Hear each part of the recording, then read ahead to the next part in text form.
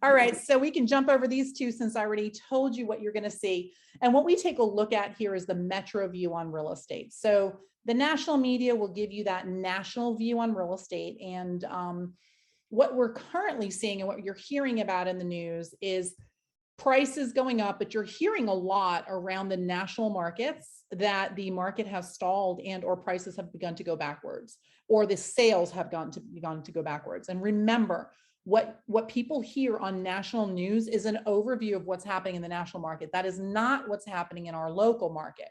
So it's really, really critical. And we're going to share some really exciting news with all of you today, something new that we have created or have had created for you to be able to share, because we really want you all to be the economist of choice, right? We do not want our buyers and sellers listening to necessarily what's happening in the national markets, because it's not true of what's happening here locally. So we look at that metro view. And then when you do your CMAs, then you're looking community or building specific, right? But for the purpose of today, we're going to just kind of look at the metro view of what's happening on real estate. And then I'll give you guys some overarching themes of what's driving the markets and what's kind of going on. So if we take a look, again, this is the Broward County third quarter of 2021. The red line that you'll see, you're going to look at the top left-hand side of the screen and you're going to see where it says cumulative sales. So if you're sitting in a classroom, this is probably mice print for you. If you're in front of your computer, you probably can see this. But effectively, we're looking right over here, and you're going to see that cumulatively for the year, our sales for the year are up, right? So year-to-date sales are up actually 22.5% versus last year. Now, those of you who've been selling in the market, you've been in, whether you've represented buyers or sellers, you've absolutely felt that this year. And then we take a look at our median sales price. Look at our single family home price in Broward County. We're at now a median price of $495. 2 years ago, that price was $370. A year ago, having just kind of been at the height of the pandemic, we were at $410 and we're at $495. This has been an incredible price jump over the year, and you can kind of see it.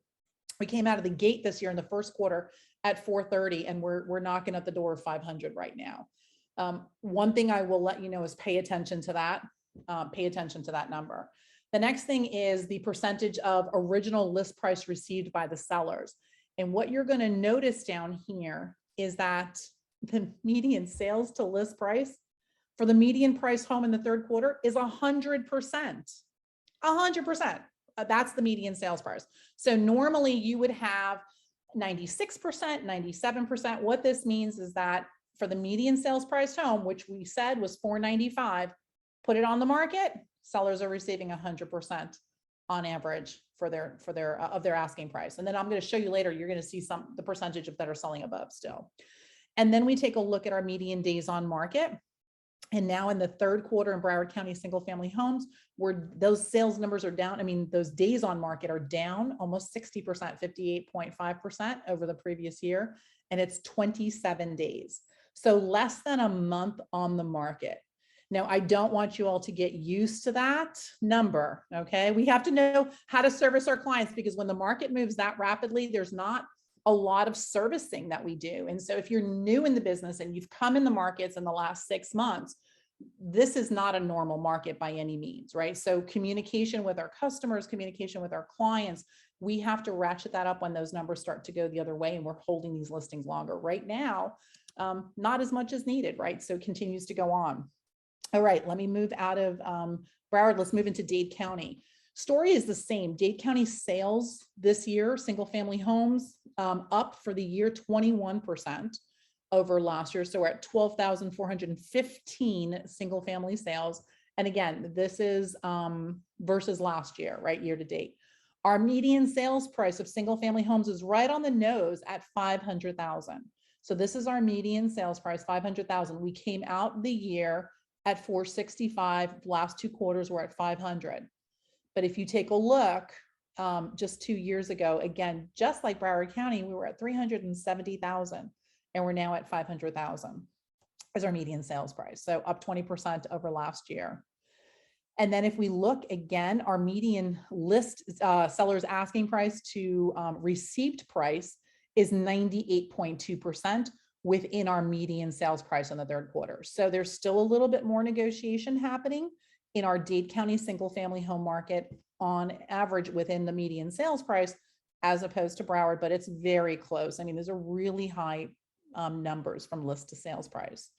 And then our median days on market are 51. So it is taking a little bit longer, 51 days. However, that's still, again, a very, let's forget the pandemic year. So let's forget last year at this time with 92 days, but 84 days the year prior, that much darker gray, which was 84 days on market. Again, anywhere between sort of 60 and 90 is normalized market. Anything less than 60 is definitely still considered a seller's market. Properties are moving very quickly, and you can see we're still doing that. So our median days on market are down in Dade County. All right, Broward County, our condo market, same story here. Year-to-date sales are actually up 56.3% over the previous year, and that's that red bar you can see from the previous year for, coming out from January. Our median sales price is holding here. And so our median sales price is $218.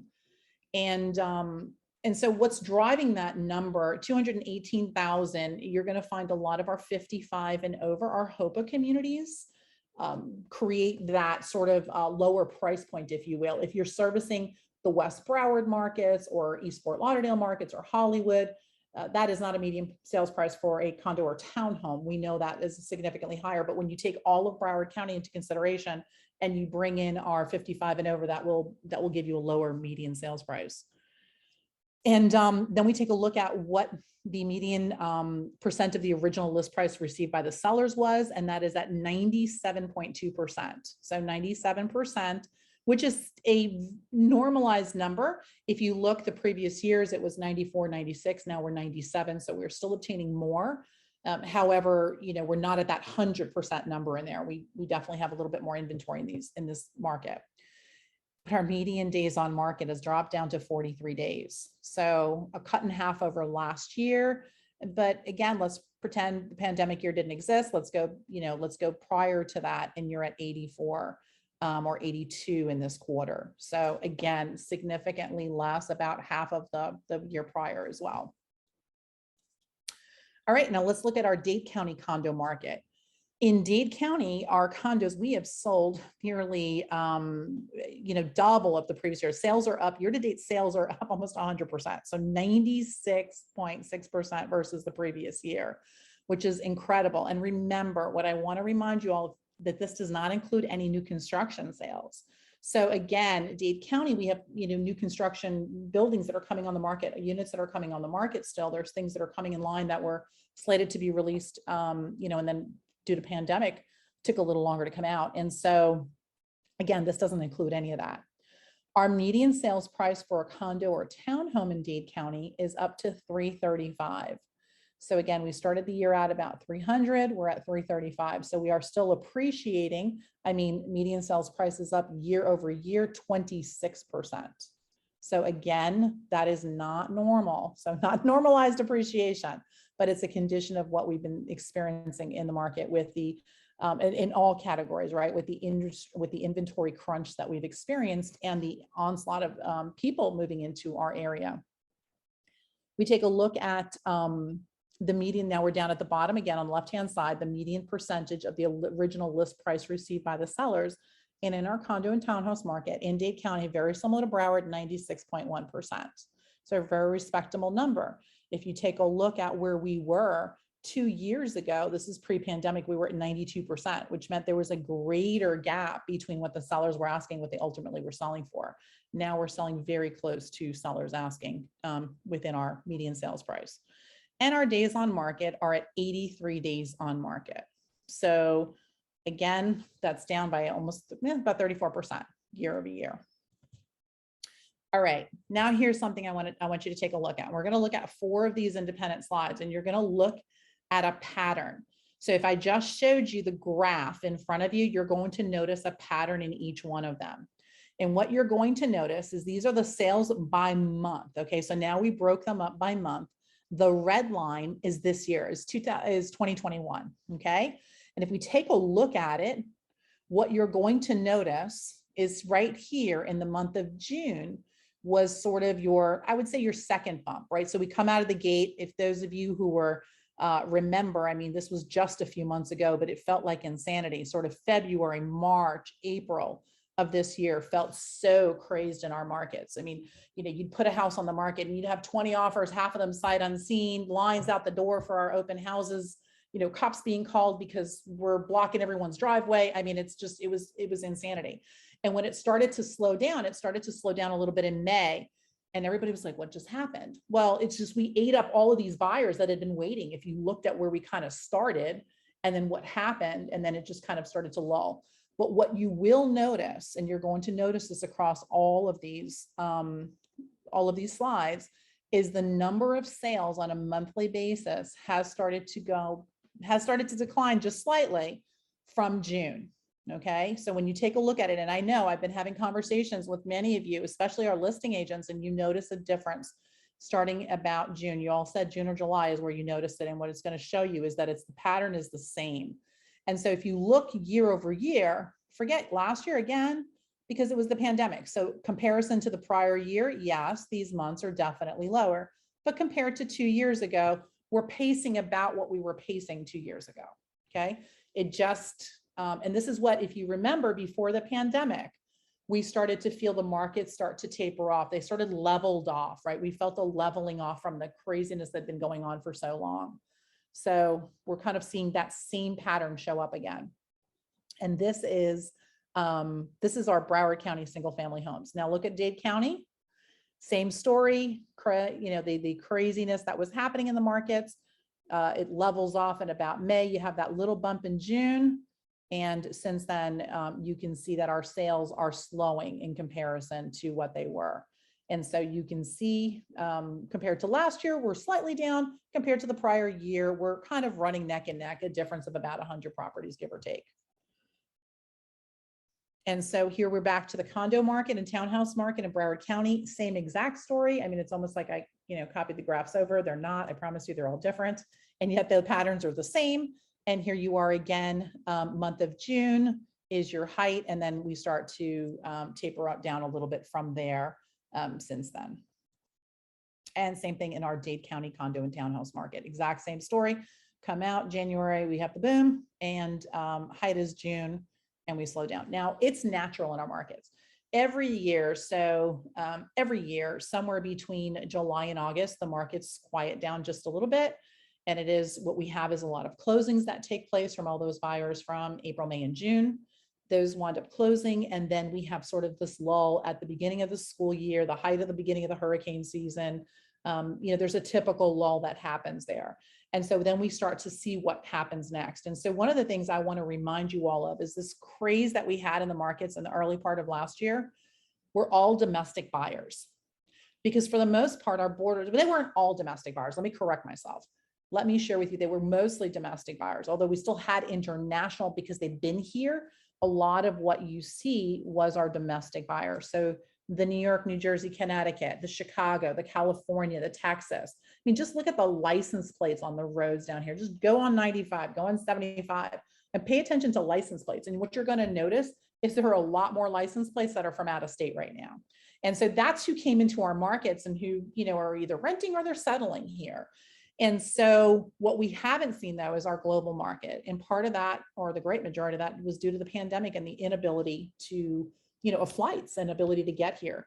And so what you're going to notice is we'll see what happens come November. So we're experiencing a little lull right now, but November, when the borders start to open up again and our international client comes back, one of the things you are going to see is you're seeing already a domestic drive to housing it's a hedge against inflation. And I don't know about you guys, but when was the last time you went shopping? I don't necessarily do all the food shopping in our house. And a week ago, I decided to shop. And I was actually like, what the heck? Everything just went up dramatically. And when the price of seafood, like let's just call it lobster, is cheaper than steak, something's wrong. And so I was like, okay, we definitely have an issue going on. And so we'll talk a little bit about inflation and what we kind of expect and how that affects housing, right? What that's doing to our housing market. Okay, so here we are. This is the percentage of the original list price received by sellers across the board. So what you can focus on is the price point that you normally sell. And again, I'll do the same 4 slides. And this is Broward. And what you're going to see is in our median sales price and between 300 and 750. So like in that hot price point, homes on average, sellers on average are receiving 100% of their asking price. And that's what they've received in this last quarter. And you're all bringing me the deals, and we see the deals. You know, we see 30 and 40,000, 50,000, 60,000 above asking price to guarantee themselves the homes. And we're still seeing that in the pocket of what we would consider the median sales price homes in Broward. And then as you go on, you can see what the sellers are getting. And the red bar again is this year. That gray bar is versus last year. But so even in our, you know, over $1 million mark, 4 million and up, we're at almost, you know, 94% of the seller's asking price. And if you all have questions, you can, as we go along, throw them in the chat. And at the very end, we'll cover, if we still have time, we'll cover any questions you might have. All right, Dade County, single family homes, very similar story, but we're just slightly under that 100% mark. So if you look between 300, which is the third bar over from the left, between 300 and 750, which is the next one, you're at 99.1 to 99.5%. So we're almost there at 100%. You can just pretty much think 100%.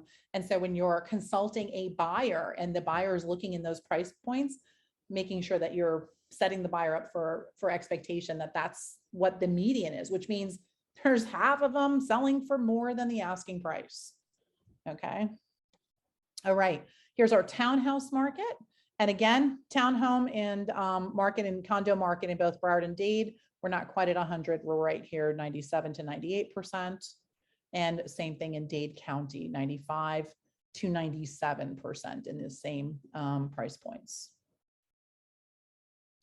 All right, let's see. Okay, here's you're going to take a look at 4 quick slides. This is our median days on market by the price range. So hone in and focus on the price point that you specialize in. You know, if you're at the very far end here and you're doing properties over 4 million, or you're somewhere here in the middle between 5 and 750, you can take a look at the median days on market by that price point. So if you're working, and again, this is Broward County single family homes. So let's say you're working anywhere in Pines, Miramar, Weston, Plantation, you're going to be somewhere in single family homes between 3 and 750. You're going to be 24 to 25 days on market, okay, on average. But even take a look at our over $4 million homes, 101 days on average. You know, look at last year, 670. It's a big difference, number of days on market. And again, Dade County, the story is similar, a little bit longer, not significantly longer, but it is longer. And again, depending on the price point you work in, hone in on focus on that on the screen, and you'll take a look. So between 3 and 5, and then 5 and 750. And since we're sitting right at 500, we could fall into either one of these buckets, but at 43 to 47 days on market. So less than 2 months, but even our over 4 million, an average 125, a year ago, 508. And by the way, in this area right here, what I want you to know is that even 2 years ago, so prior to pandemic, we're going to coin that, we're going to make it a PPP prior, or PTP prior to pandemic. These were 500-600 days on market. And so we've eaten up a ton of that luxury market, what's come on the market there. And here's our condo and townhome. Again, same story, toned in the price point that you serve, and you can take a look at that. And then in Dade County, our condo and townhome market. And what you're going to notice is you'll see the days on market are higher in both Broward and Dade County. For our condo and townhome, we have more inventory there. And so clearly it is still taking longer to move that inventory. But again, priced correctly, moving very quickly. All right, so here's the percentage of failed listings. Here's something to pay attention to, and it's going to correlate directly to where I shared with you the number of sales in the market. And if you look at this graph, what this basically means is these are the properties that failed to sell during their listing period. It could mean that sellers took it off the market. It could be that they're expired, could be they're canceled, withdrawn, but they didn't sell. And so what you're going to notice is that in June, where our number of sales was the highest, the number of expireds was the lowest, right? Makes total sense. We were selling more, we were selling pretty much everything that was coming on the market at that moment in time. And what you'll notice is the expireds are growing again. And so from June through, so basically July through September, this third quarter, we're back to 25%. 25% of all listings in Broward County in the single family home markets are failing to sell. This is purely due to, I mean, again, there could be some homes that weren't accessible. Maybe we couldn't get access to the property correctly. But a lot of this is we're pricing, we're getting a little too ahead of the markets. We're pricing too high. The property fails to sell, or the condition or the photographs on the MLS are terrible. And there's, those are all the reasons why homes fail to sell. So, but if you are an agent who specializes in expireds and this was a part of your business, well, for many months, you were feeling like, oh my gosh, my opportunities have become so limited. Well, your opportunities just grew again because 25% of that market. So if that's what you do, and that's part of your lead gen strategy, I want you to go back and look in the last 90 days because there are more opportunities in the marketplace. And let's see. Okay, there it goes. Wasn't moving. All right, here's our Dade County. Again, patterns are very similar. You'll see you had sort of the lowest in April, which was when the frenzy was taking place. And then the second point was the June market. And starting in July, we start going back up again. And so we're nearing at about 35% for Dade County single family homes. So 35% of the market currently failing to sell. So again, think about the opportunity of expired properties in the last, and here I would go back, 3-4 months right now. Here's our townhome market in Broward County. Again, patterns are the same in June, and we start to go back up. We're knocking on the door at about 30%. So 3 out of every 10 are not closing or not selling. So again, another opportunity. And in Dade County, we're back at about 35%. Pattern is exactly the same. Bottom of the market was July and June, and we start to go up in July again. So about 35%. So the opportunities are also there in the condo market. These are our distress sales. And what we take a look at here is we take a look at both foreclosures and short sales.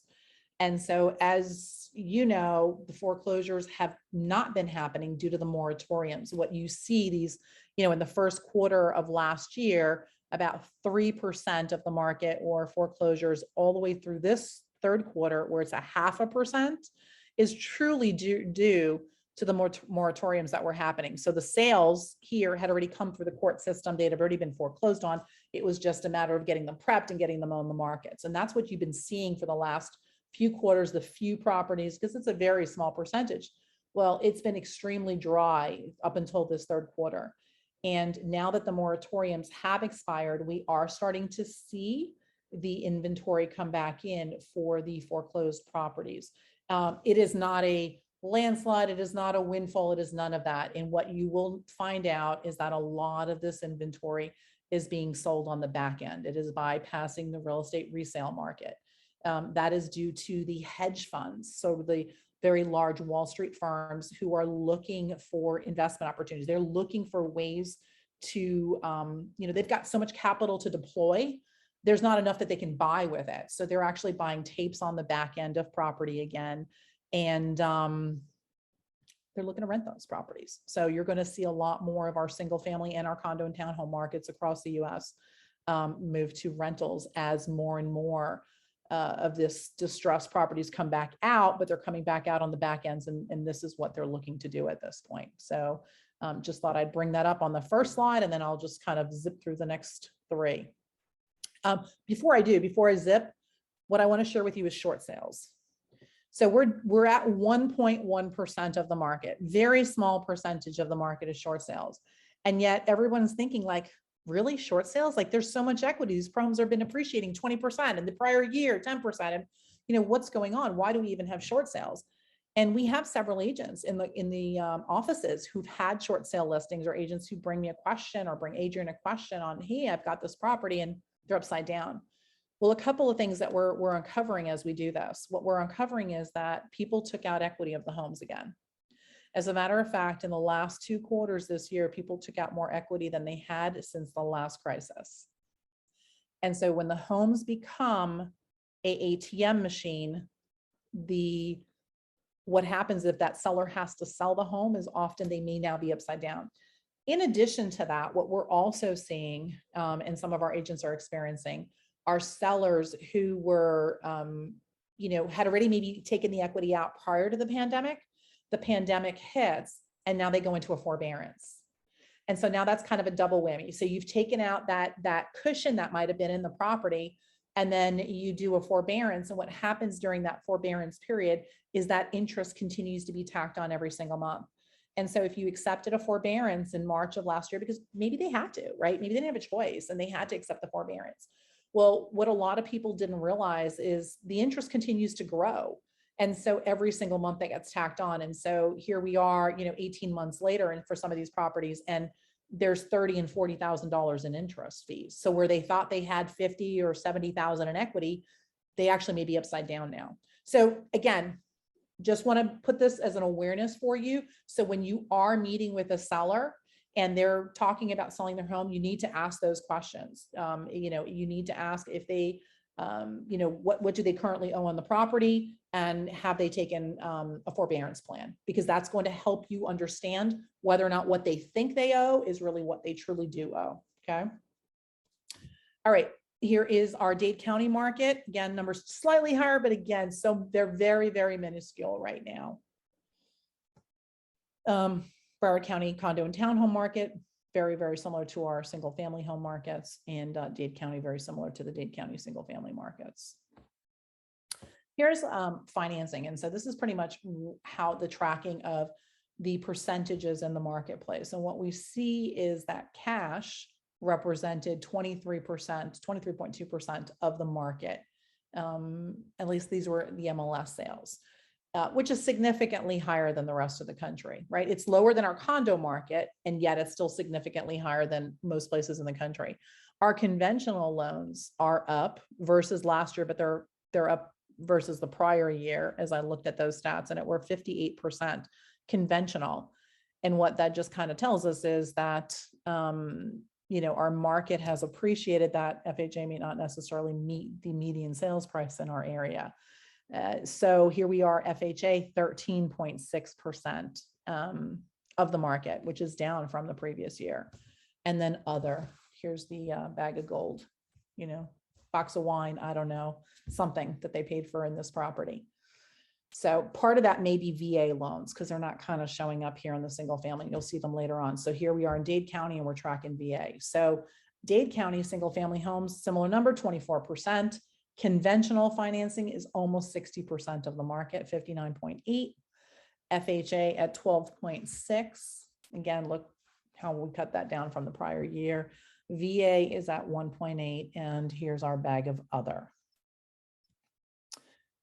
And our condo and townhome market in Broward. So look at these numbers, almost 51%, 50.8% is cash, right? Cash coming into our condo and townhome market. That's a significant number. So if you are representing a buyer and they're up against another buyer, maybe your buyer's finance, these are important numbers to know, so you can share with them the percentage of buyers they may be up against that have cash to purchase.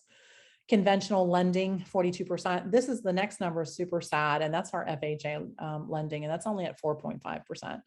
And the challenge we have is we just don't have enough associations that are certified for FHA. And there's a bunch of things that have to get done in order for them to become FHA certified.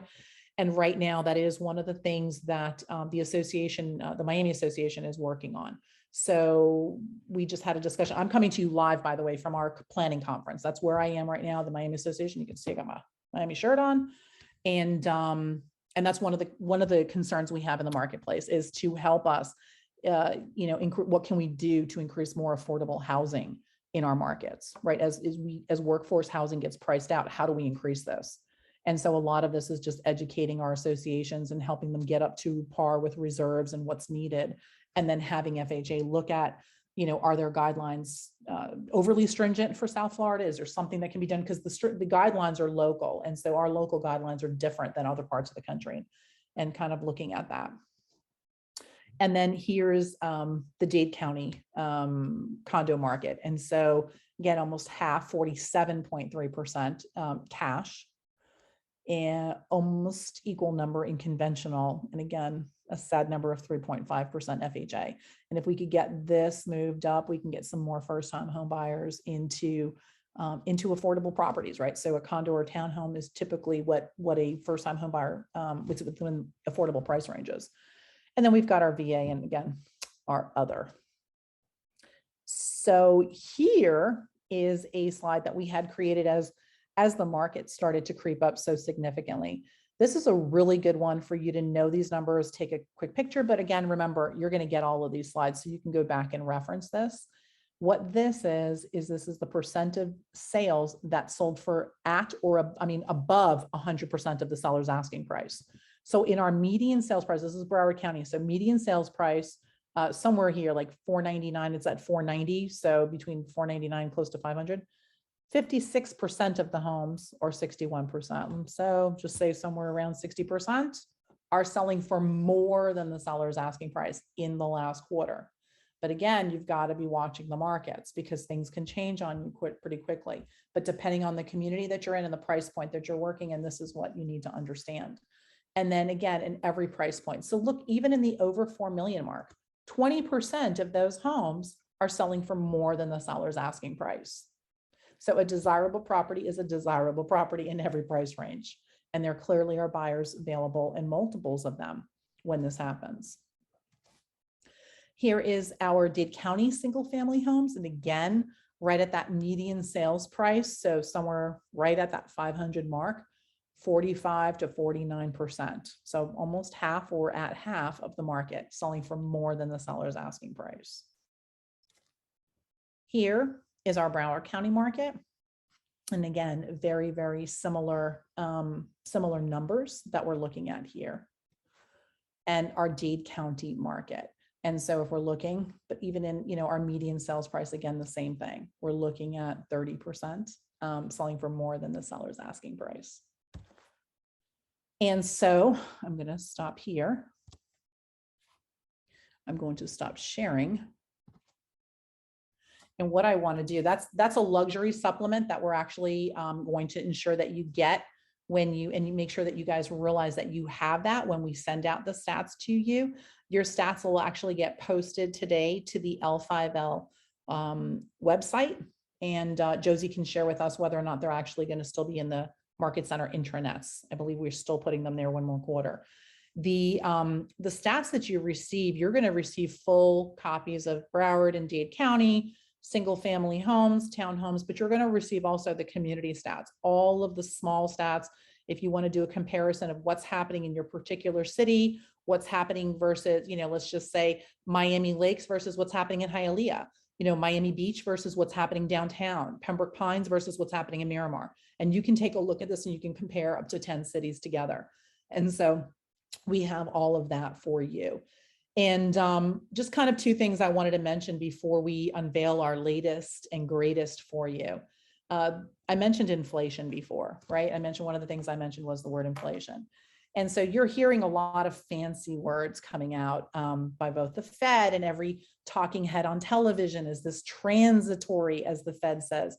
Transitory meaning is the inflation, just kind of like a transitionary period because of the backlogs of the supply chains, right? I don't know about you, forget the supermarket, go anywhere else, try to get something that you normally buy and tell me that it didn't cost you more, or tell me that they had it. Because what I'm noticing is I go to the supermarket, I'm like, wait a second, these shelves are usually stocked. This looks a little bit like before a hurricane. There's no hurricane coming.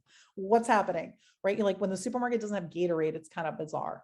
So yes, they're talking about it being transitory because of supply chains, and that is adding to it. But you've got to remember how much money we've pumped into the systems to keep the economy moving during COVID. And so we'll find out soon enough how much of this is transitory versus are we dealing with something like the 1970s or something different, right? And so that is one of the things you're going to keep seeing, the reason why you're seeing and why we believe the housing market will continue to be strong. It's not just because of everyday buyers and sellers. And yes, that's who we want in our homes. We want to be able to sell this to somebody who's going to be an end user, whether it's a vacation home, whether it's a primary residence, whether it's the third property. It's great for our communities. But you're going to see more and more of the institutional money coming into our markets, continuing to come into our markets, because it is definitely a hedge against inflation. And so that's why you're also seeing a lot of investors in our markets. So hard assets is what people are holding on to for that, because you can keep $1 in the bank, and your $1 in the bank could be worth 98 cents next month. And everybody's like, but I don't get that. Well, your $1 in a house could be worth $1.02 or $1.10 a month from now. And so that's the difference. And that's probably the easiest way to explain inflation to you all. Next thing, I just want to give you a quick update on Zillow and their pause as an iBuyer. I received a call a week and a half ago on a Monday morning at 8 o'clock. I actually received a text from one of our amazing agents who said, hey, have you heard anything about them pausing? And I was like, nope, hadn't heard. And she said, well, I received a call from a seller who was under contract, and they canceled the contract on a Sunday. And so I immediately go on several of the blogs that I check. And funny enough, Chris says the same thing to me. And I'm looking, and sure enough, I see they started canceling. And so what Zillow did is they did a national pause on their iBuyer program. And they have, officially come out and said that supply chain issues and so forth. There have been some separate, independent studies of what's really happening. And what they focused in on this particular study by Mike Del Prete is a study of the Phoenix housing market. And what they uncovered in the Phoenix housing market is that on average, Zillow lost $29,000 per property that they bought as an iBuyer, from the purchase price to the sales price, which is really completely opposite of that awesome TikTok video we've all seen, that viral video. I know you've all seen it. About what's happening with Zillow. So either way, they're going back, they're looking at their modeling, they're clearly trying to figure out, what's happening and is this scalable and how do we fix this? And so that's just kind of a temporary pause. But what I will share with you, it's an opportunity, because if sellers were under contract or were thinking about it, you have a window in time, at least for the balance of this year, to go get listings, get an opportunity, get on the phone, call those people, call your database. Right? You never know who may be thinking about this opportunity. And right now, if they were thinking about going to Zillow, now they have an opportunity. That opportunity is not there. I will tell you, from the day that Zillow put their pause, Open Door, which is the other iBuyer in our marketplace, has been aggressively advertising. All of a sudden, we're getting them all over social media. And so, it's just like anything. When one's down, the competitor stands up, right? That's just kind of how the world works. So just wanted to address that, because I know everyone's had questions around that. Marietta or Josie, or who's monitoring, Davies, who's monitoring the chat? Do we have any questions that I need to address from the? Okay, looks like, no, looks like just lots of comments going around with the market and the appraisals and forbearance packages. Okay, awesome. But there doesn't look like a significant question. I don't see any in there.